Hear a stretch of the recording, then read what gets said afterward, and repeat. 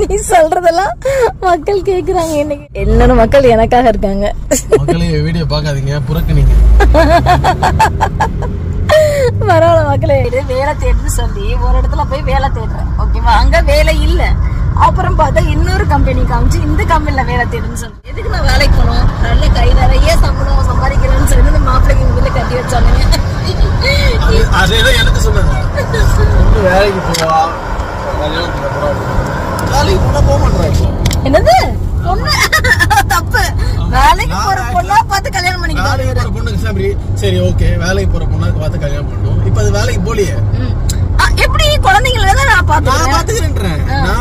இப்ப இவர் என்ன சொல்றாரு, இவருக்கு வேலைக்கு போய் போர் அடிச்சிருச்சு, ஓகேவா? இவர் வந்து கொஞ்சம் ரெஸ்ட் எடுக்கணும்னு நினைக்கிறாரு. அப்படி சொல்லி நம்ம அம்மா நீ கொஞ்சம் வேலைக்கு போய் எனக்கு சப்போர்ட் பண்ண அப்படின்னு சொன்னா நான் போயிட போறேன்.